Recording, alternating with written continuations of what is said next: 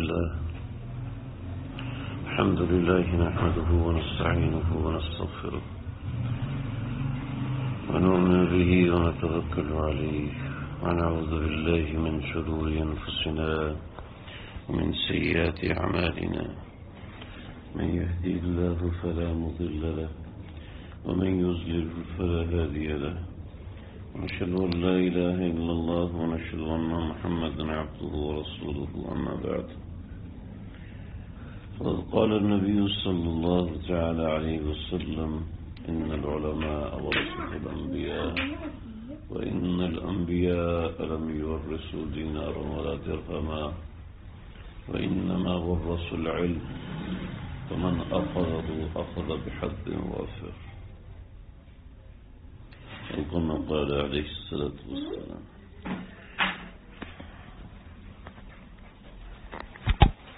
آج میں کافی وقت سے سوچ رہا ہوں کہ کیا بات سناؤں، کہاں سے شروع کروں.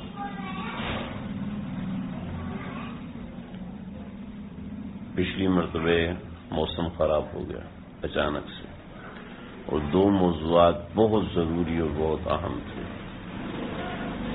اور اس کے حوالے سے میں نے پورا ہفتہ مطالعہ بھی کیا سمجھانے کے لیے، لیکن موسم نے اجازت نہیں دی، کچھ کر ہی نہیں سکے. یعنی اچانک سے کلاؤڈ بسٹ ہوا اور بارش شروع ہوگی. میں نے کہا یہ چند لوگ آئے ہیں واپس کیسے جائیں گے. پھر تھوڑی سی میں نے کہا اللہ رسول کی بات کر لی جائے، اس کی برکت ہوگی انشاءاللہ، اللہ تعالیٰ کام فرما دیں گے. اور دینی مجلسوں میں جب کوئی بندہ آتا ہے تو اس کی حفاظت کی ذمہ داری اللہ اپنے فرشتوں کے ساتھ جوڑ دیتے. خیر، اور آج میں کب سے سوچ رہا ہوں کیا بات کی، کل بھی سوچ رہا ہوں کیا سنوں. ایک لفظ بھی ذہن میں نہیں آیا. ابھی نماز پڑھائی اور نماز کے درمیان ایک واقعہ یاد آیا. میں نے کہا وہ واقعہ سنا دیتا ہوں، اس کے ذریعے سے ہمارے دین کا اقبال کتنا بڑا ہے، کتنا بڑا مقام ہے، وہ ہمارے سامنے آئے کہ اللہ نے اس دین کے اوپر کیسے کیسے اوقات گزارے. زمانے کا بادشاہ تھا، اس بادشاہ کو ایک مرتبہ کسی بازار سے گزرنا پڑا. اس نے دیکھا ایک نوجوان ہے، اس کے ساتھ اس کی بیوی جا رہی، اور بیوی اس کی بہت زیادہ خوبصورت، حد سے زیادہ حسین و جمیل. بادشاہ کا معاملہ یہ ہوتا ہے بادشاہوں کا کہ ان کا مزاج یہ ہوتا ہے کہ سب سے بہتر چیز میرے پاس ہونی چاہیے، میرے علاوہ کسی کے پاس مجھ سے اچھی چیز نہیں ہونی چاہیے. جب اللہ انسان کو نعمتیں دیتے ہیں نا تو وہ نعمتوں پہ بس نہیں کرتا. وہ انسان کا مزاج ہے کہ وہ کہتا نہیں اور لو، نہیں بھائی وہ بھی ملنا چاہیے. وہ اس پر خوش نہیں ہوتا. وَقَلِيلٌ مِّنْ عِبَادِيَ الشَّكُورُ، اللہ نے کہا ہے کہ بہت تھوڑے ہو میرا شکر ادا کرتے ہو. جب ایک نعمت مل جاتی کہتا نہیں اب اس سے بڑی چاہیے. جب ایک چیز مل جاتی ہے پھر کہتا نہیں اب اس سے بڑی چاہیے. جب ایک خوشی ملتی ہے کہتا ہے یہ کیا ہے، اس سے یہ، وہ دیکھو فلاں کو تو یہ ملا ہوا. انسان کا مزاج ہے، پورے قرآن میں اللہ نے پھیلایا ہے. تو انسان خوش نہیں ہوتا، لیکن اپنی تھوڑی سی محنت پہ مطمئن ہو جاتا، میں نے بہت کر لیا. یہ انسان کا مزاج ہے. اللہ نے مختلف جگہ پہ وَكَانَ الْإِنسَانُ كَفُورًا وَكَانَ الْإِنسَانُ قَتُورًا، طرح طرح کی چیزیں اللہ نے انسان کی مزاج کا حصہ قرآن میں بیان فرمائی، اللہ کے نبی نے حدیث میں بیان فرمائی. تو وَكَانَ الْإِنسَانُ عَجُولًا وَكَانَ الْإِنسَانُ أَكْثَرَ شَيْءٍ جَدَلًا وَقَلِيلٌ مِّنْ عِبَادِيَ الشَّكُورُ. تھوڑے لوگ ہیں جو چنیدہ ہوتے ہیں. اور ظاہر بات ہے جب نعمتیں ملتی ہیں تو انسان ان نعمتوں میں پھلتا پھولتا ہے اور پھر ان نعمتوں کو اپنا حق سمجھنے لگتا ہے. میرے استاد محترم مفتی غلام محمد صاحب بڑے عجیب انسان تھے. فجر میں جگانا، پھر قیلولے میں جگانا، اور پورا وقت طلباء کے ساتھ، ہر وقت ماشاءاللہ ان کا اٹھنا بیٹھنا چلنا پھرنا طلباء کے ساتھ ہوتا. اور اللہ نے بڑا حلیم مزاج، بڑی محبت والا مزاج کیا.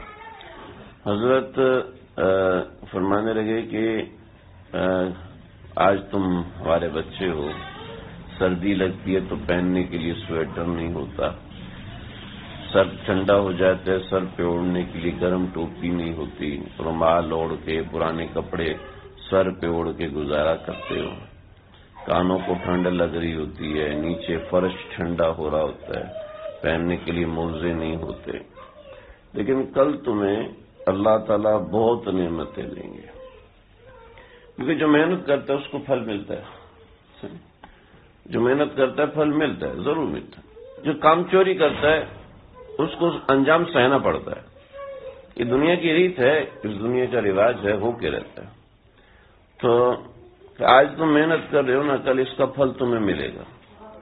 لیکن یاد رکھنا، جب کوئی نعمت ملے، یعنی چپ کرو کو ادھر چلے جائیں سین کی طرف، جب کوئی نعمت ملے نا تو ایک بات ذہن میں رکھنا، دو کام کرنے. صحت کی نعمت ملی ہے، مال کی نعمت ملی ہے، محبت کی نعمت ملی ہے، اللہ کے تعلق کی نعمت ملی ہے، علم کی نعمت ملی ہے، جو بھی نعمت ملی، دو باتیں یاد رکھنا. اللہ سے یہ کہنا کہ اللہ میں مستحق نہیں ہوں، آپ نے دیا ہے، آپ نے دی ہے، میں مستحق نہیں ہوں.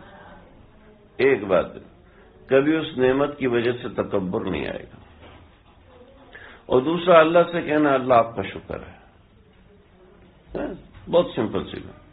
جو نعمت ملے کو میں اس قابل نہیں تھا، آپ نے دیا. اپنے آپ کو اس نعمت کے واقعتاً قابل نہ سمجھ. میں تو ہوں، میں کیسے مانوں؟ میں تو ہوں، میں کیسے مانوں؟ یہ انسان جو چھوٹی عقل رکھتا ہے نا، جو چھوٹا علم رکھتا ہے، وہ ایسی بات، وہ ایسے الٹے الٹے دعوے کرتے ہیں بیوقوفوں والے. اونٹ جو ہے نا بڑے دعوے، مجھ سے بڑا کوئی جانور ہی نہیں. تو محاورہ ہے نا، اونٹ کو باڑ کے نیچے لے کے اور پتہ چل جائے گا اس سے بھی اونچی اونچی چیزیں ہوتی ہیں.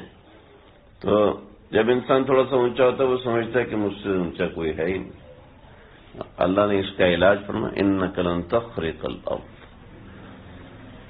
تو زمین پھاڑ نہیں سکتا اور تو پہاڑ کی اونچائی تک پہنچ نہیں سکتا. بس جتنا ہے اتنا ہی رہے گا، زمین پہ اکڑ مت. یا اللہ مجھے معاف فرما دیجیے.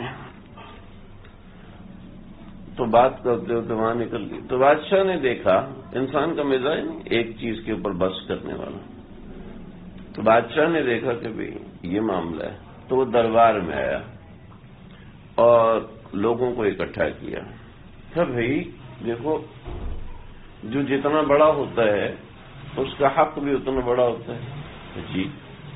جو جتنا چھوٹا ہوتا ہے اس کا حق بھی اتنا چھوٹا ہوتا ہے. جی. تو بڑے کو بڑی چیز دیں گے، چھوٹے کو چھوٹی چیز ملے گی. کہاں؟ تو بھئی میں یہ چاہتا ہوں کہ جو ہمارے شہر کی خوبصورت لڑکیاں ہیں وہ شہزادوں کے حصے میں ہیں.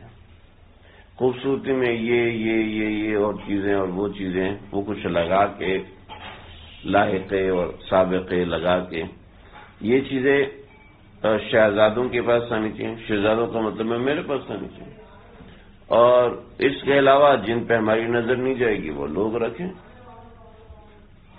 تو وہاں کچھ درباری ملا بھی تھے. کہا جی بالکل بادشاہ کا حق ہے. اس مسئلے میں اختلاف ہے، جب اختلاف ہے تو گنجائش نکلتی ہے. سب سے پہلے یہ تو اختلاف ہے گنجائش نکلتی ہے. گنجائش نکلتی ہے، لہذا ہم گنجائش نکالتے ہیں، ہم فتویٰ دیتے ہیں. تقریباً 520 علماء کے دستخط ہوئے، فتویٰ تیار ہوئے کہ بازار میں خوبصورت لڑکیوں کی خرید و فروخت شہزادوں کے لیے جائز ہے. جب فتویٰ بازار میں آیا تو اہل بازار کہنے لگی کہ شمس الائمہ کے دستخط تو ہیں ہی نہیں.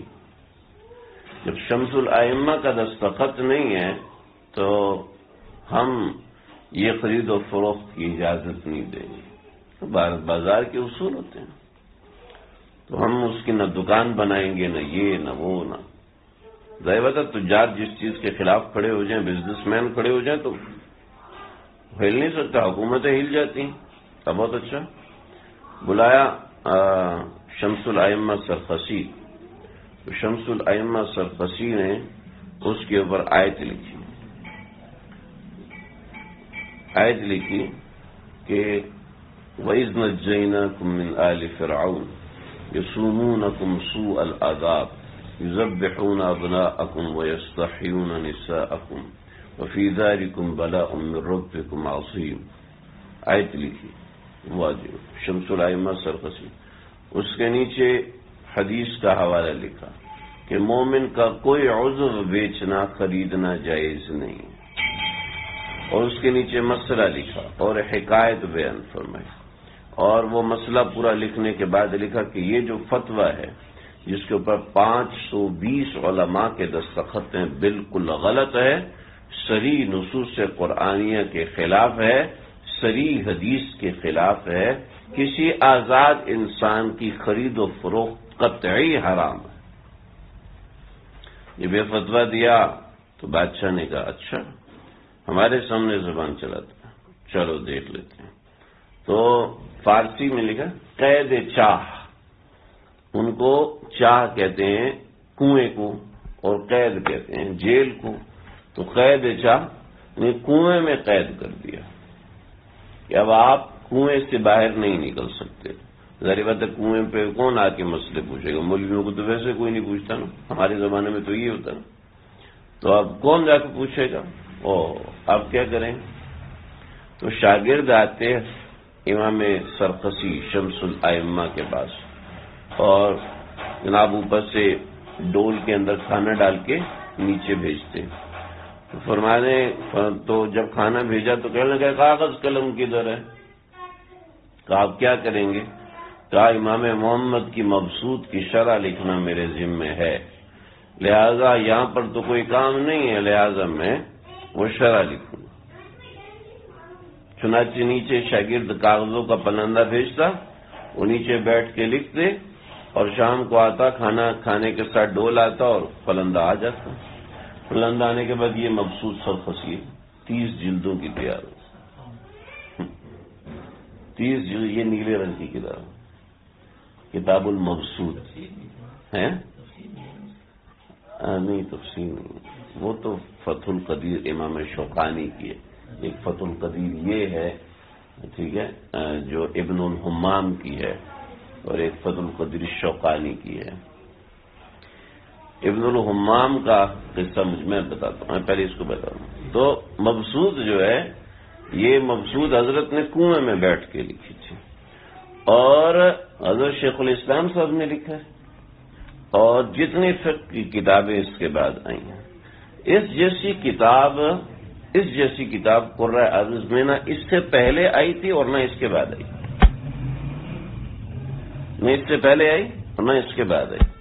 اسی کی جلد نمبر 17 میں نے کتاب اللقطہ پڑھ رہا تھا، تو حضرت نے لکھا ہے کہ ایک بڑا مزے کا لطیفہ ہمارے علاقے میں ہوا کہ لقطے میں نا آپ کو کوئی باعث سامان پڑا ہوا ملا، تو آپ کے ذمہ ہے کہ آپ اس کا اعلان کرو.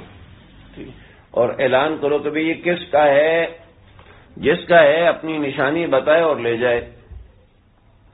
ٹھیک، جس کا ہے اپنی نشانی بتائے اور لے جائے. جیسے ایک صاحب کہنے لگے بھائی اگر یہ بتاؤ کہ تھیلے میں کیا ہے تو سارے انڈے تمہارے. یہ بتاؤ کہ تھیلے میں کیا ہے، بچے حیران رہی ہیں. تھیلے میں کیا ہے تو سارے انڈے تمہارے. اور اگر یہ بتا دو کہ کس جانور کے ہیں تو مرغی بھی تمہاری. ٹھیک، اور اگر یہ بتاؤ کہ کتنے ہیں تو درجن تمہارے، پورے کے پورے درجن تمہارے. بچی کو بھی سمجھ میں ہے، اس کا مطلب میں نے صحیح سنا ہے. تو وہ کہنے لگا یار تم کو اشارہ تو دو، اشارہ تو دو، مجھے کیسے پتہ چلے گا؟ مجھے خواب تو نہیں آیا کہ اس میں کیا ہے. تو وہ کیا ہے تو شمس الائمہ سرخسی نے لکھا کہ اب ایسے اعلان نہیں کرنا کہ بھئی یہ تھیلا ملا ہے اس کے اندر کیا ہے تو بتاؤ، سارے کے سارے انڈے تمہارے ہیں۔ تو فرمانے لگے کہ تو ایک آدمی تھا، اس کو سامان ملا اور وہ چیز اس کو بڑی پسند آئی، تو ایسی پسند آئی کہ اس نے کہا اعلان تو کرنا ہے، اس کو حلال بھی بنانا ہے، میرے لیے تو استعمال کرنا جائز نہیں ہے، اس کو حلال بھی بنانا، تو کیسے حلال بناؤں؟ چلو جی اس کو حلال بناتے ہیں، اعلان کرتے ہیں۔ تو اس نے نا شہر چھوڑا، گاؤں گیا اور گاؤں میں دیکھا آگے پیچھے کوئی بھی نہیں، ٹھیک ہے، اور کنویں کے پاس آیا اور کنویں میں منہ ڈالا تاکہ کسی کو دور بھی آواز نہ، اور زور سے لوگوں مجھے یہ چیز ملی ہے، تو ایک آدمی کنویں میں نہا رہا کہتا ہے میری آ رہی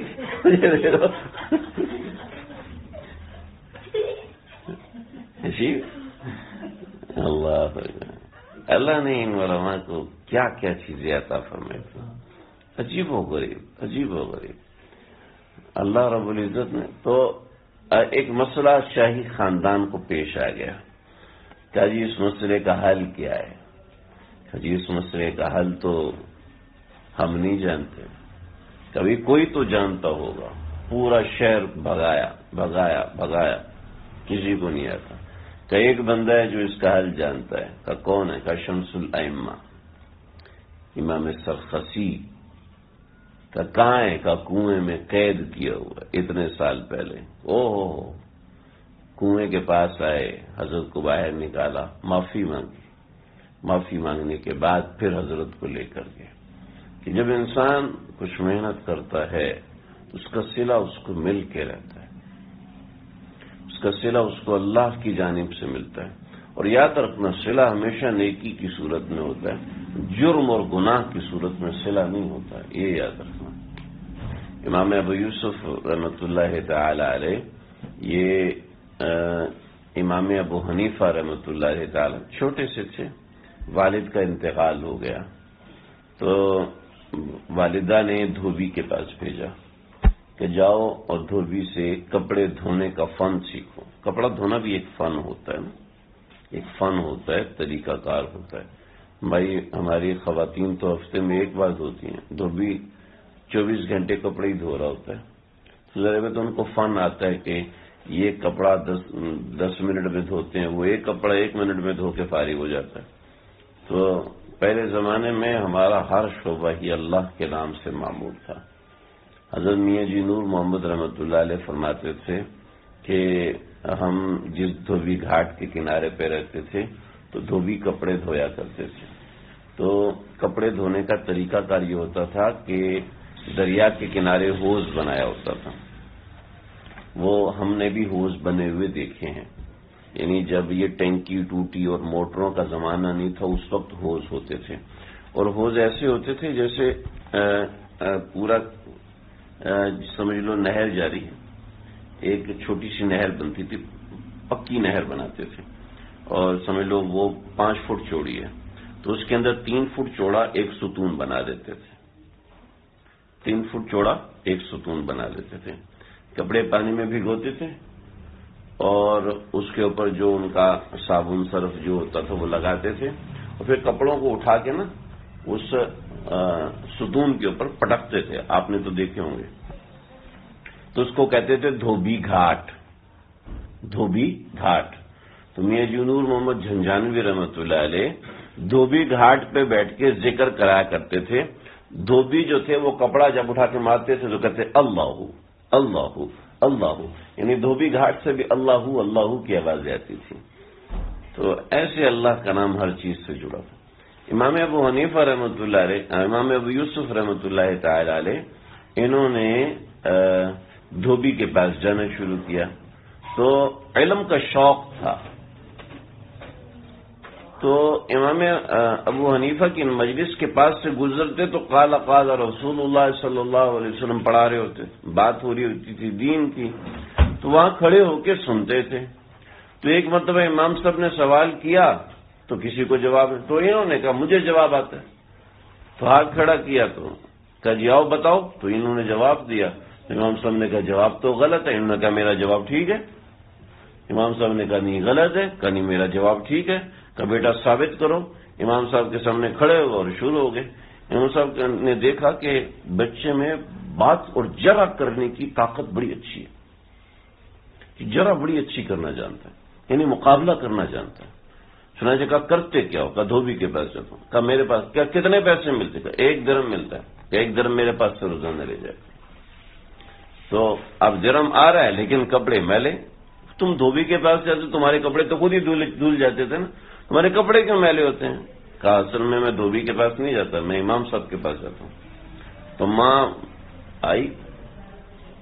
کہا مولوی صاحب میرے بچے کو خراب کر رہے ہو، آپ میرے بچے کو خراب کر رہے ہو. کیوں کر رہے ہو؟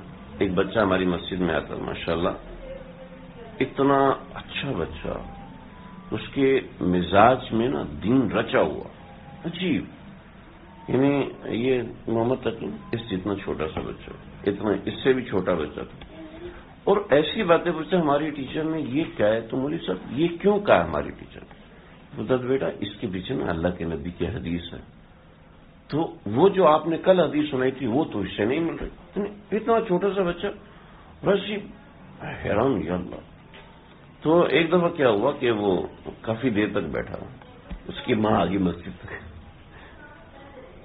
اور وہ اس کا ہاتھ پکڑ کے لگی کہ مولویوں کے ساتھ نہیں بیٹھتی، بچوں کو خراب کر دیتے ہوتے. تو مجھے وہ بات یاد آئی. امام ابو یوسف تو ماشاءاللہ نہیں کہنا چاہیے، وہ بچہ اس کے بعد مسجد میں نہیں آیا. جمعے کے دن کبھی شکل دکھایا، ابھی تو اچھا خاصا بڑا ہو گیا، چھوٹا سا. اللہ اکبر.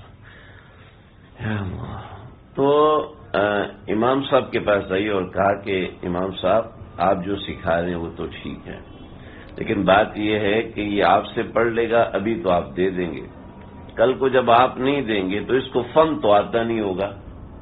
جب کوئی فن نہیں آتا ہوگا تو یہ کمائے گا کہاں سے، کھائے گا کہاں سے؟ تو آپ ایسا بڑی مہربانی ہوگی آپ کی، آپ اس بچے کو چھوڑ دیں تاکہ اپنی معاش کا انتظام کر سکے، بندوبست کر سکے. ہم سب کہنے لگے کہ تم کیا سمجھتی ہو کہ یہ جب دین پڑھے گا تو بھوکا رہے گا؟ میں اس کو وہ فن سکھا رہا ہوں کہ یہ میووں کا فالودہ کھایا کرے گا. تو ماں کہنے لگی امام صاحب اگر بات فرما رہے ہیں، لوگوں کے دلوں میں علماء کا احترام تھا، وہ امام صاحب اگر بات فرما رہے ہیں تو ٹھیک ہے. چھوڑ دیا. امام صاحب امام ابو یوسف آتے اور شغف ایسا تھا اللہ اکبر. امام ابو یوسف کی شادی ہو گئی. شادی ہونے کے بعد پہلی اولاد ہوئی، بچہ ہوا، اس کو دفن کیا، اس کو کفن پہنایا، جنازہ پڑھایا. جنازہ پڑھا کے کہنے لگے اپنے بھائیوں سے کہ میرے بچے کو لے جا کے دفن کر دو، میں امام صاحب کی مجلس میں جا رہا ہوں، میں علم کا ناغہ نہیں کر سکتا. وہ یہ علم کا چسکا جسے پڑ جاتا نا، اس کو کسی اور چیز میں جی نہیں لگتا تھا. اور یہ علم کوئی ہے معمولی چیز نہیں ہے. العلم نور من الہی واللہ لا یعطی نورہ للعاصی. علم اللہ کا نور ہے، اللہ ہر گنہگار کو یہ علم دیتے بھی نہیں. اگر وہ کسی طرح لے بھی لے تو چھین لیتے ہیں اس سے. کہ لمقت اللہ اکبر من مقتکم انفسکم، کہ اللہ کی نفرت جو تم اپنے آپ سے کر رہے ہو نا، اللہ کی نفرت تم سے کئی گنا زیادہ ہے. تم کیا سمجھتے ہو تمہارا اپنا اختیار ہے، تم اللہ کے دربار میں حاضر ہوگے، وہ تو کھینچ کے تمہیں لائے گا. امام ابو یوسف رحمۃ اللہ تعالی علیہ جناب آئے ہیں اور مجلس میں شریک ہوئے ہیں. ابو یوسف کیا ہوا؟ تمہارا تو بچہ فوت ہو گیا. تو اس کو اللہ کے حوالے کر کے خود علم کے لیے حاضر ہو گیا. پھر یہ بنے امام ابو یوسف. لیکن کیا ہوا یہ کہ جو امام صاحب کو تو انتقال ہو گیا. معتصم کی اولاد ہوئی ہارون الرشید، اور ہارون الرشید جو تھا وہ تخت پر آیا. جب تخت پر آیا ہے تو اس نے قاضی القضات کسی شافعی کو رکھا. تو امام ابو یوسف کے زمانے میں ہارون الرشید نے خود، یا ہارون الرشید کا کوئی وزیر خزانہ تھا، اس نے اپنی بیوی کو کے بارے میں کوئی بات کی، اور ہارون رشید نے ملکہ زبیدہ، جس نے نہر زبیدہ بنائی، ابھی تک موجود ہے نہر زبیدہ، تو زبیدہ کے بارے میں کہا کہ اگر رات تو نے میری سلطنت میں گزاری تو تجھے 3 طلاق ہیں۔ اللہ اکبر! اب کہنے لگا میں نے غصے میں بول تو دیا ہے، اب کیا بنے گا میرا، مجھے سمجھ میں نہیں آیا۔ کہا کہ کروں تو کروں کیا؟ کہا چلو جی کرتے ہیں کچھ۔ کہا کہ بلاؤ سب علماء کو۔ 300 علماء آئے اور سب نے کہا صبح ہوتے ہی طلاق ہو جائے گی، صبح ہوتے ہی طلاق، صبح ہوتے ہی طلاق، سب۔ تو ہارون رشید نے کہا وہ ابو حنیفہ کا کوئی شاگرد ہے؟ تو کہنے لگے یعقوب نام کا ایک آدمی، امام ابو یوسف کا نام تھا یعقوب، کہ یعقوب نام کا کوئی آدمی ہے، وہ ابو حنیفہ کرتا رہتا ہے، کہ اس کو بلاؤ۔ اب یہ 3 کبار علماء بڑے بڑے پگڑ پہنے ہوئے، بڑے بڑے جبے پہنے ہوئے ہارون رشید کے پاس بیٹھے ہیں، رات کا وقت ہے، اندھیرا ہے، وہ امام ابو یوسف ہے، پسینہ چہرے پہ اور رنگ ڈھنگ خراب، بال بکھرے ہوئے۔ جی بادشاہ نے بلایا، پتہ نہیں خیر تو ہے، گردن تو نہیں اڑانی، کیا مسئلہ ہے؟ تو میں دھان پان دوبارہ پتلا سا، حمزہ بھی موٹا تازہ بھی ابو یوسف رحمۃ اللہ غریب آدمی تھے، وہ آئے۔ اچھا اس سے پہلے کا قصہ بتاؤں۔ امام ابو یوسف اپنے محلے سے گزرے تو ایک آدمی نے نا اپنے گھر کے دروازے کو تھوڑا سا آگے کر لیا، دیوار آگے نکال لی، تو امام ابو یوسف کہنے لگے بھائی دیوار پیچھے کرو، لوگوں کو گزرنے میں تکلیف ہوتی ہے۔ کہا لوگوں کو چھوڑو، تم کسی دن پالکی میں آؤ گے تو پھر ہٹاؤں گا، تمہاری تو گاڑی آنی ہی نہیں ہے، نہ تمہارے پاس گھوڑا ہے، نہ تمہیں کیا مسئلہ ہے، تم تو گزر جاؤ نا، تمہیں کیا مسئلہ ہے، جس کو مسئلہ ہوگا ہم اس کو دیکھ لیں گے۔ اب امام ابو یوسف رحمۃ اللہ علیہ کو بادشاہ کے دربار میں بلایا، کیا مسئلہ ہے؟ جی یہ مسئلہ ہے، زبیدہ کو بول دیا ہے رات گزاری تو طلاق ہو جائے گی، رات مسجد میں گزارے طلاق نہیں ہوگی، سنتے ہی کہا رات مسجد میں گزار لے طلاق نہیں ہوگی۔ سارے کہنے لگے کیوں؟ کہ وَأَنَّ الْمَسَاجِدَ لِلَّهِ، مسجد تو اللہ کی، ہارون رشید کی تو نہیں۔ تو یہ کیا ہو گیا؟ تو اس طرف گیا ہی نہیں مسئلہ۔ اب مسجد کو بادشاہ نہیں خرید سکتا، تمام فقہ میں مسئلہ یہی ہے، مسجد کو بادشاہ خرید ہی نہیں سکتا۔ یا اللہ یہ کیا ہو، ایسی حیثیت دماغ میں، اللہ اکبر۔ تو ہارون الرشید کہنے لگے کہ اچھا یہ بات ہے، چلو جی رات مسجد میں گزاری طلاق نہیں پڑی۔ کہنے لگے کہ آپ یہاں سے بعد میں جائیں گے، پہلے یہاں پر آپ چیف جسٹس بنیں گے، قاضی القضاء بنیں گے۔ پھر آپ امام ابو یوسف کو قاضی القضاء کا عہدے پہ اسی وقت فائز کیا، شاہی جبہ اور شاہی ابا قبا سب دی گئیں، اور دینے کے بعد کہا کہ بھئی چیف جسٹس جو ہے وہ پیدل نہیں جاتا، اس کے لیے پالکی آتی ہے، چنانچہ پالکی پہ بٹھایا، اور پالکی پہ بٹھا کے امام ابو یوسف کو لے کے جا رہے۔ اب وہ پالکی تو اس گلی سے گزر نہیں سکتی، تو سب سے پہلے اس یہودی کے گھر کی دیوار گرائی گئی، پھر وہاں سے امام ابو یوسف گزرے۔ چلیں اب بات چل رہی ہے تو آگے ایک اور بات سنا۔ امام ابو پتہ نہیں اللہ کرے آپ کو سمجھ میں آئے یا نہیں آئے گی، یہ آگے ابو جعفر تھانیسری تھے، ابو جعفر عیسیٰ بن منصور تھانیسری، ابو جعفر عیسیٰ بن منصور، یہ ہارون الرشید کے بہت خاص مسائل تھے۔ اور ابو جعفر عیسیٰ جو عیسیٰ تھے، ان کے پاس ایک باندی تھی جو ایسی خوبصورت تھی کہ جس کی مثال نہیں تھی، پورے خط عرب میں اس کی کوئی مثال نہیں تھی۔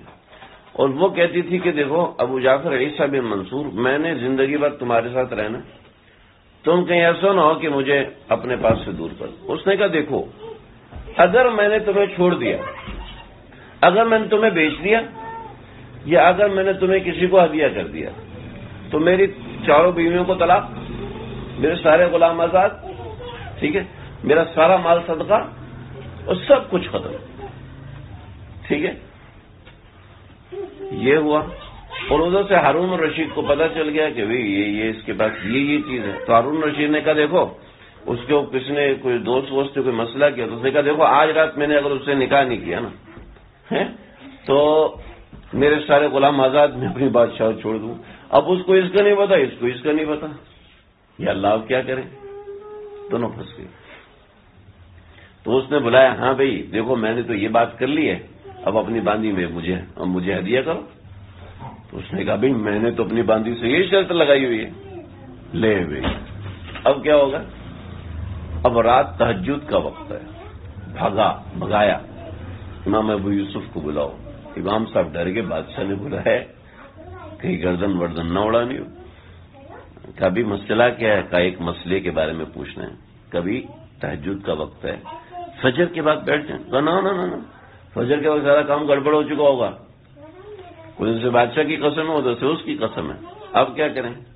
اب امام ابو یوسف پہنچے، جی کیا مسئلہ ہے؟ کہ یہ مسئلہ ہے۔ ہو اب کیا ہوگا؟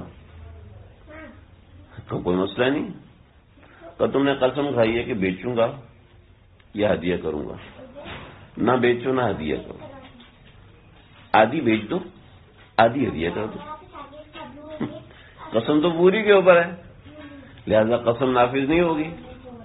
تو لے بھائی اللہ اکبر، تو جی بات ہو گئی۔ کہا چلو ٹھیک ہے ایسا کر لیتا ہوں۔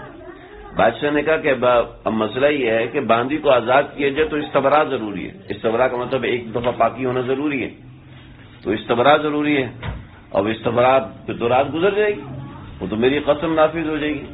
تو استبراء باندی کے لیے ضروری ہے، منکوحہ کے لیے ضروری نہیں ہے، لہذا آپ کے حصے میں آ گیا، آپ اس کو آزاد کریں، آزاد کر کے نکاح کریں، اس کے لیے استبراء ضروری نہیں۔ زبردست، تو کمال ہو گیا۔ اب جناب اس کو ہارون رشید نے مہر دیا، اور مہر جو تھا کتنے 1000 دینار، تو وہ کہنے لگی کہ اس میں سے آدھا امام ابو یوسف کو دیتے۔ امام ایسا اٹھایا، تجھے ایک ہی رات میں باندی سے ملکہ بنا دیا اور تو کہتی ہے آدھا دوں پورا دوں۔ تو وہ کہنے لگی کہ بادشاہ صاحب ایک بات عرض کرنا چاہتی ہوں۔ کہا کیا؟ ملکہ بن گئی، میں فلاں ملک سے آئی ہوں اور وہاں پر ایک خاص ڈش ہے، اور وہ ہے میووں کا حلوہ، میووں کا فالودہ، اور وہ ڈش جو ہے وہ بڑی مہنگی بنتی ہے، یعنی اتنی مہنگی بنتی ہے کہ 24 گھنٹے میں صرف ایک پیالہ بنائی جا سکتی ہے، اور اس پیالے میں بھی یعنی وہ پیالہ، یعنی یہ چھوٹا پیالہ، ہمارے ہاں تو آج کل بڑے پیالہ، چھوٹا پیالہ جس میں 3 کھجوریں آتی ہیں۔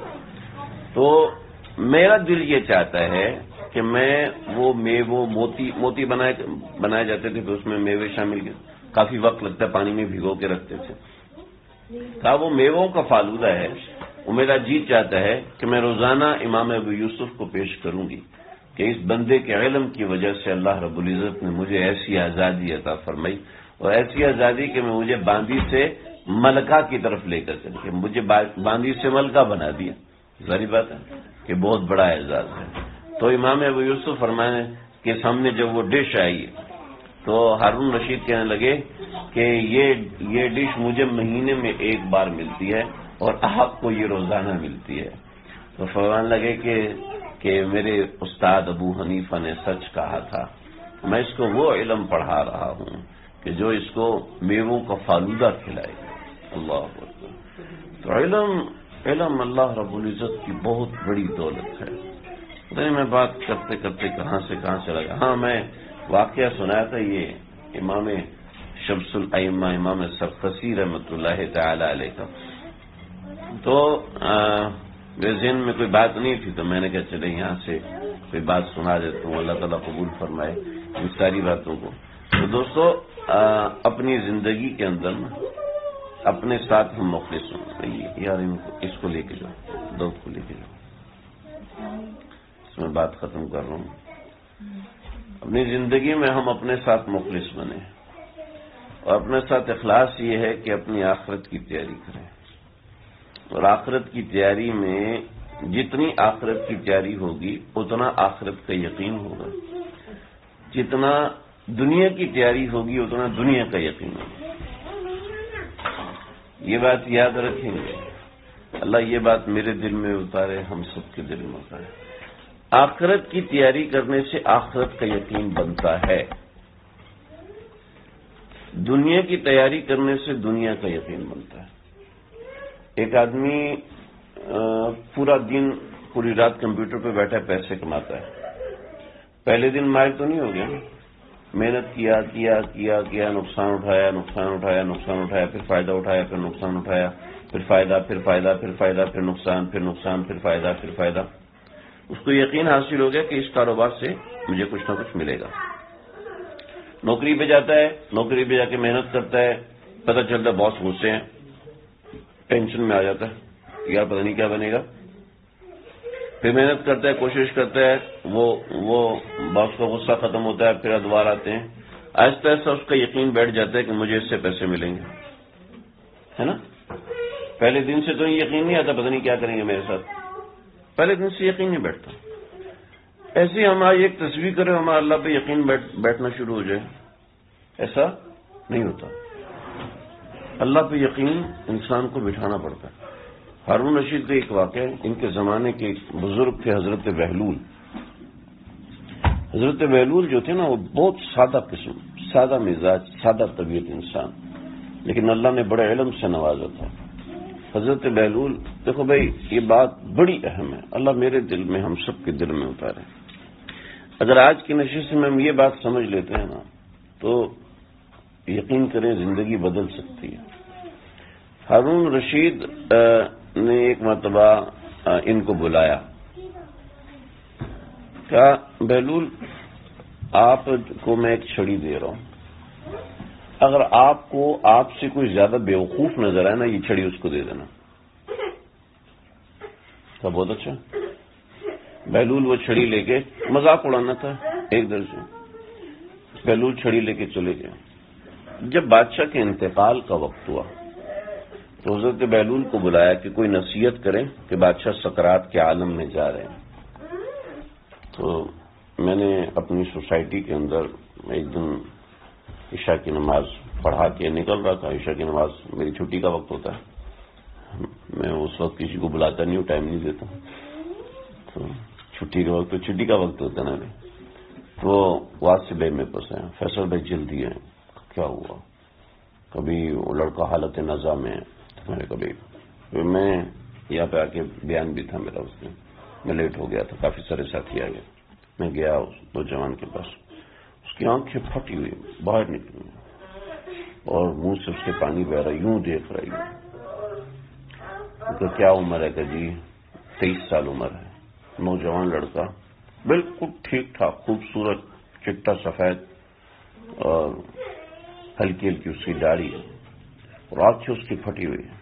میں نے کہا اس پہ سکرات نہیں، یہ نزا نہیں، اس پہ سکرات ہے، سکرات کا عالم ہے، اور آپ لوگ کثرت سب یاسین پڑھیں۔ میں نے کہا یاسین تو میں بھی پڑھ دوں گا اور آپ لوگ بھی پڑھ رہے ہیں کب سے، لیکن یہ اس وقت استغفار کا وقت ہے، کثرت استغفار کرو، یہ نزا نہیں ہے اور یہ نہ جانے کب تک رہے، لیکن آپ لوگ اس کے لیے استغفار کیجیے۔ خیر میں بتا تو سکرات کا حال جب میں نے دیکھا تو میں کئی دن پریشان رہا، یا اللہ یہ کیا ہے۔ تو ہارون رشید سکرات میں آنکھیں پھٹی ہوئی ہیں اور ایک اور دنیا کھل رہی ہوتی ہے اس وقت۔ تو ہارون رشید سے پوچھا کہ بادشاہ سلامت، آپ جب کسی جگہ پر ایک دن رہنے جاتے ہیں تو کیا کرتے ہیں؟ تو میں پہلے سے انتظام کرتا ہوں۔ تو ایک ہفتہ رہنے جاتے ہیں تو کیا کرتے ہیں؟ کہا جی میں زیادہ انتظام کرتا ہوں۔ کہا 6 مہینہ رہنے جاتے ہیں تو کیا کرتے ہیں؟ کبھی پھر تو میں وہاں پر گھر بھی بناتا ہوں، وہاں پر اپنے رہنے سہنے کا سامان بھی، کھانا پکانے کی تیاری بھی، اور سب کچھ میں اپنا ساتھ لے کے جاتا ہوں۔ کہ بادشاہ سلامت آپ کی آخرت کا سفر کتنا بڑا ہے؟ تو کروڑوں سال کا ہے۔ کہ اس کے لیے آپ نے کتنا زیادہ راہ تیار کیا؟ تو بادشاہ رونا شروع ہو گیا۔ تو بہلول دانا نے وہ چھڑی نکالی۔ تو بادشاہ سلامت مجھے اپنے سے زیادہ آج آپ بے وقوف نظر آ رہے ہیں کہ جس نے کروڑوں سال کے سفر کے لیے کچھ بھی زیادہ راہ تیار نہیں کیا۔ اللہ ہم سب کی حفاظت فرمائے، ہمیں آخرت کی تیاری کی توفیق عطا فرمائے، آخرت کا موضوع ہمیں سمجھنے کی توفیق عطا فرمائے۔ تو بات یہ ہے کہ جب ہمارا یقین دنیا کے ساتھ جڑے گا تو ہمارا یقین دنیا سے بنے گا، بالکل بنے گا، اور ترقی ہوگی، کیونکہ اللہ نے یہاں کی ہر چیز میں ترقی رکھی ہے۔ ایسے ہی ہمارا یقین آخرت سے بنے. جب ہمارا یقین آخرت سے بنے گا تو آخرت سے دل جوڑنا شروع ہوگا اور دنیا سے دل ہٹ نہیں سکتا. پھر دنیا کی رانائیوں میں مزہ آئے گا, یہاں کی گندگیوں میں مزہ آئے گا, یہاں کی گندگی کھانے کا, یہاں کی گندگی پینے کا مزہ آئے گا. میرے ساتھی دوست ہیں, ان کے ایک ساتھی جو کہ کسی بڑے سرکاری عہدے پر تھے, 22 گریڈ کے آفیسر تھے. یہاں پر میری ملاقات ہوئی اس سے, تو بات چیت کرتے وہ 22 گریڈ کا آفیسر, اس کو کس بات کی پرواہ ہوگی. تو مجھے کہتے ہیں مولوی صاحب ہم بہت گندے ہیں. میں نے کہا یار کوئی بات نہیں, گندے تو سب ہوتے. کہتے نہیں ہم بہت زیادہ گندے ہیں, ہم جو سیڑھیاں دیکھتے ہیں نا آپ اس کا کور بھی نہیں دیکھ سکتے. کہا بھائی میں نے کہا ارے بھائی کیسی باتیں کر رہے ہو. خیر تو وہ مجھے کہنے لگا کہ آپ کو پتہ ہے شراب کیسی ہوتی ہے. میں نے کہا ہمیں تو جاننے کی. کہتا شراب انتہائی کڑوی ہوتی ہے اور انتہائی بدبودار ہوتی ہے. جتنی زیادہ اس میں بدبو ہوتی ہے, تو ہم نے تو کتابوں میں پڑھا ہوا تھا, لیکن جس بندے نے اس کو پیا ہوا ہے اس نے ہمیں جب بتایا کہ وہ انگور کا شیرہ سڑ جاتا ہے تو شراب بنتی ہے. ٹھیک ہے, ایسے کھجور کا شیرہ جب سڑ جاتا ہے اور اس کے اندر سلیگ پیدا ہونے شروع ہو جاتے ہیں. سلیگ مطلب ہم اسکول سے آتے تھے تو ہمارے راستے میں ہم جو اسکول سے آتے تھے نا تو اس کے راستے میں کوہ نور مل راول پنڈی میں اس کا سیوریج پیچھے سے نکلتا تھا, اس کا نالا. ہم اس نالے کو کراس کرتے تھے. اس کا نالا ایک جگہ سے نیچے گرتا تھا. وہ جس جگہ سے نیچے گرتا تھا نا اس جگہ پر کم از کم وہ 20 فٹ کی سلیب ہوتی تھی. یعنی اتنا اس پانی کے اندر کچرا ہوتا تھا کہ اس کی سلیگ اتنی زیادہ بنتی تھی. تو شراب سب سے زیادہ وہ مانی جاتی ہے جس میں جتنا زیادہ کچرا ہو, جتنی زیادہ جھاگ بن رہی ہو, وہ اتنی زیادہ بڑی شراب مانی جاتی. اس نے بڑے قصے سنائے شراب کے ادھر ادھر کے. تو اس نے بتایا کہ کڑوی ہوتی ہے, عام آدمی پہلی دفعہ پیے گا تو ویسے ہی بے ہوش ہو جائے گا. یعنی اس میں اتنا اس کا دماغ خراب ہوتا ہے. میں نے ابھی پچھلے دنوں ایک فتویٰ حل کیا. ایک صاحب نے اپنی بیوی کو نشے کی حالت میں طلاق دی, تو اس کی بیوی نے مجھے بیان جمع کرایا. بیوی کا بھائی آیا تو اس نے بیان جمع کرایا. تو میں نے اس بندے کو بلایا, میں نے کہا آپ بتائیں. اب یقین کیجیے گا 37 سال کا. میں دیکھ کے حیران رہ گیا. میں نے کہا جو باتیں ہیں یہ تو فرسٹریشن کے اندر آدمی ہے, اس کی عمر تو کوئی 45-50 سال کی ہوگی. جب میں دیکھا 35, 36, 37 یہ اس کی ایج تھی. اور ہاں 37 سال اس کی عمر تھی. اس نے مجھے بتایا کیونکہ میرا اس کے حوالے سے ڈرگز کے جو ڈاکٹر ہیں اس کے حوالے سے بات ہوئی. اس نے اپنا ویٹ بتایا, وزن اس کا کیا, اور پھر میں نے کہا دوائی کتنی کھائی تھی. اس نے کہا ولیوم کی 10 گولیاں کھائی تھی, شراب کے ساتھ ملا کے کھائی تھی. اور پھر ایک جدہ کے بہت بڑے ڈاکٹر ہیں, اس نے اپنی سینئر ڈاکٹر جو ڈرگز کا اسپیشلسٹ تھا اس سے میری بات کروائی. تو اس نے مجھے سب چیز سمجھائی کہ اس میں یہ چیز ہوتی ہے. پھر اس کے بعد آپ سمجھے کہ شرعی مسئلہ کیا ہے. کیونکہ 2 چیزیں نا, اگر کسی نے گولی کھا لی اس میں شراب, اس کے بعد اس نے طلاق دے دی, طلاق نہیں واقع ہوئی. اس نے شراب پی لی اور شراب پینے کے بعد طلاق دے دی, طلاق واقع ہو گئی. تو اب اس نے دونوں چیزیں کھائی ہوئی تھی. اور یہ دنیا کا دستور ہے, لوگ شراب کے ساتھ ویلیم لیتے ہیں. شراب کے ساتھ ویلیم لوگ لیتے ہیں آج, یہ بہت زیادہ عام. تو میری تقریباً دبئی میں 2-3 ڈاکٹر حضرات ہیں, پھر جدہ پاکستان کے چند ایک ڈاکٹر, انہوں نے میری وہاں پہ بات کروائی. تو یہ کیا ہے کہ اس کے اندر گندگی ہے, لیکن اس کو گندگی پسند ہے. کیوں جی؟ مزاج گندا ہو گیا. مزاج ایسا گندا ہو گیا کہ میں وہ لفظ نہیں بولنا چاہتا کہ گندگی کو بھی حلوہ سمجھتا ہے. اور اللہ کے نبی نے فرمایا دنیا جیفت وطالبها کلاب. دنیا تو مردار, یعنی جو جانور مر جاتا ہے ہم اس کو اٹھا کے باہر پھینک دیتے ہیں, تو اس میں سے جو سڑنے کے بعد جو کالے رنگ کا لوتھڑا بجتا ہے اس کو عربی میں کہتے ہیں جیفا.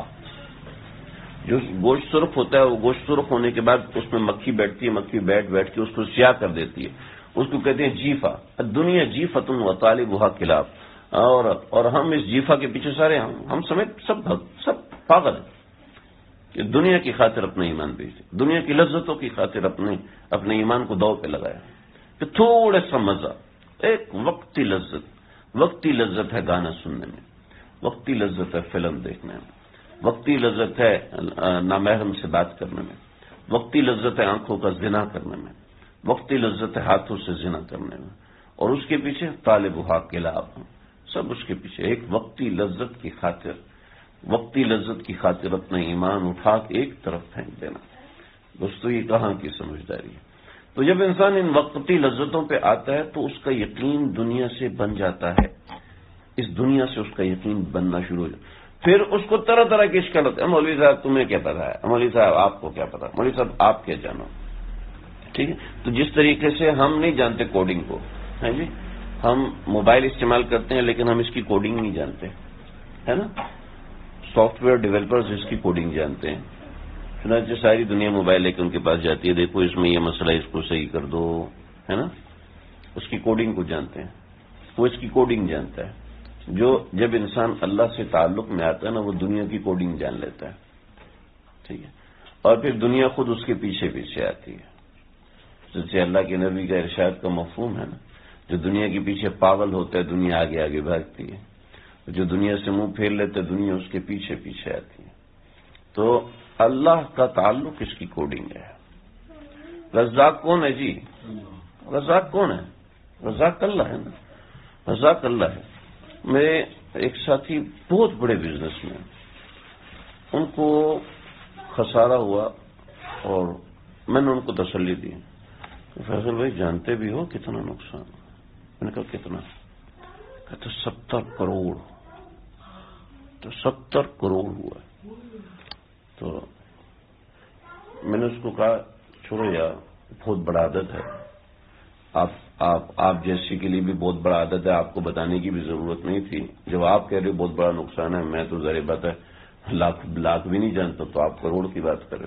لیکن میں ایک بات آپ کو بتاتا ہوں، نبی اکرم صلی اللہ علیہ وسلم نے فرمایا جس کے اوپر قرضہ ہے اور اس نے قرضہ ادا کرنے کا سوچ لیا، جس کے اوپر قرضہ ہے اس نے اپنا قرضہ ادا کرنے کا سوچ لیا ہے، ارادہ کر لیا ہے، تو اب اللہ کا وعدہ ہے کہ اللہ اس کی مدد فرمائیں گے۔ اب اللہ کا وعدہ ہے اللہ اس کی مدد فرمائیں گے، اور اللہ اس کی مدد فرماتے ہیں۔ اور قرضہ کتنا ہے؟ قرضہ کتنا ہے؟ احد پہاڑ جتنا سونا، احد پہاڑ جتنا سونا اگر قرضہ ہے تو اللہ اس کا قرضہ ادا کرنے میں اس کی مدد فرمائیں گے۔ اور کسی کے اوپر قرضہ ہے ایک کھجور کے دانے کے برابر، اور اس کا ارادہ نہیں ہے اللہ اس کے قرضے کو اس کے گلے میں ڈال دیں گے، وہ کبھی بھی ادا نہیں کر سکے گا، تو بڑا وہ ہوا۔ لیکن ضیبت اطمینان تو نہیں، 70 کروڑ نظر آ رہے ہیں، ٹھیک ہے؟ اور یقین کرنا ابھی سال بھی نہیں گزرا، ابھی چند دن پہلے مجھے بلایا، بہت پریشان، بہت، میں سمجھا رو رہے ہیں، پریشان ہیں۔ میں گیا تو دیکھا خوشی سے رو رہے ہیں، کہ قرضہ بھی ادا ہو گیا اور ماشاءاللہ اتنے پیسے آ بھی چکے ہیں۔ کیا ہوا جناب؟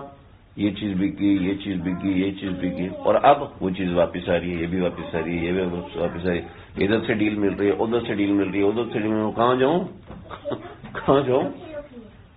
میرے سامنے 3 لوگوں سے ایک بندے کو فون کیا، بھائی معذرت بھائی سوری میں نہیں آ سکتا، میرے سامنے فون کیا، تو بھائی یہ مسئلہ یہ ہے، کہنے لگے کہ اللہ کا شکر ہے یہ نکل گئی، کہ جب سے اس پہ توجہ نہیں دینا شروع خود ہی پیچھے آتی۔ لیکن ظاہر بات ہے یہ جب تک انسان لگے گا نہیں اس وقت تک پتہ نہیں چلے گا، یہ کہانی لگے گی بھائی، لمبی لمبی چھوڑ رہے ہیں، سنتے جاؤ، ریکارڈ کرتے جاؤ، لمبی لمبی۔ اصل بات یہ ہے کہ ہم نے، میرے استاد محترم بڑے مزاحی ہے، بہت مزاحی اس کو، وہ مدرسے کے محتمم، اور ماشاءاللہ مدرسے کے اندر 3500 طلبہ رہائشی، 3500 طلبہ رہائشی۔ تو ایک طالب علم بیٹھا ہوا کہتے ہیں صابر خان کیوں پریشان ہے؟ تو کہتا ہے ارے میرے کو پتہ ہے نا، ابھی تیرے 2 بچے ہیں، تو ان کے بارے میں سوچ رہا ہے اس کی روٹی کا انتظام کہاں سے کروں گا ہیں؟ تو کہتے ہیں چلو میں تم سب سے پوچھتا ہوں۔ تقریباً سامنے 1000-1500 طلبہ بیٹھے ہوئے تھے مسجد کے اندر، کہنے لگے بتاؤ تم میں سے کون رزاق ہے؟ کون رزاق ہے؟ سب کے ہاتھ نیچے، کوئی بھی رزاق۔ ارے تیرے 2 بچے، تو ان 2 بچوں کا رزاق نہیں ہے؟ ہاں، ہاتھ کھڑا کیا؟ ہاں ابے تیرے تو 4 بچے، تو رزاق نہیں کر؟ ہاں، ہاتھ کھڑا۔ ماشاءاللہ کافی سارے طلبا کے ہاتھ کھڑا کیے، دور پھٹے منہ، اے لعنت ہے تمہارے اوپر، وہ کر سکتے ہیں، وہ بڑے لوگ ہیں، وہ تو مذاق میں اگر کسی کو سنائے نہیں تو کسی کو مزہ ہی نہیں آتا، لعنت کرنا جائز نہیں تو، لیکن ان کا ہر بندے کا معاملہ الگ کہ اللہ کے بندو یقین کرنا یہاں 3,500 طلبا کی روٹی پکانی تھی، اور آپ یقین کرنا کل تک میرے پاس کچھ بھی نہیں تھا۔ ابھی درس سے پہلے 7 گائے آ گئی، کہاں تو تمہارے لیے کدو نہیں پکا سکتا تھا، اور کہاں تمہارے لیے گائے کٹ چکی ہے، 7 دن کے لیے گائے کٹی ہوئی ہے۔ تو بولو رزاق کون ہے؟ میں ہوں؟ ارے مجھے تو محتمم کا میم بھی نہیں ہے میرے اندر، ہے رزاق اللہ ہے، اللہ کے اوپر بھروسہ کر۔ جب انسان اللہ پہ بھروسہ کرتا ہے تو اللہ مجھے وہ بات ہے، تو میں نے ان سے کہا آپ کی عمر کتنی ہوگی ہے؟ یہ جو 70 کروڑ والے، میں نے کہا آپ کی عمر کتنی ہوگی ہے؟ کہتے میری عمر ہوگی ہے 55 سال۔ میں نے کہا ماشاءاللہ ماشاءاللہ، آج تک کبھی بھوکے سوئے ہو؟ یہ سوال آپ بھی اپنے آپ سے کیجئے اور میں اپنے آپ سے کروں، آج تک بھوکے سوئے؟ نہیں سوئے، ابھی بھی یقین نہیں کہ رزاق اللہ ہے، ابھی بھی یقین نہیں ہے رزاق اللہ، تو پھر کیسے یقین آئے گا؟ تو دوستو ہم اپنا یقین اللہ کی ذات پر بنائیں۔ یہ کچھ باتیں تھیں متفرق عرض کرتی ہیں، اللہ سمجھنے کی توفیق عطا فرمائے۔ وآخر دعوانا الحمدللہ۔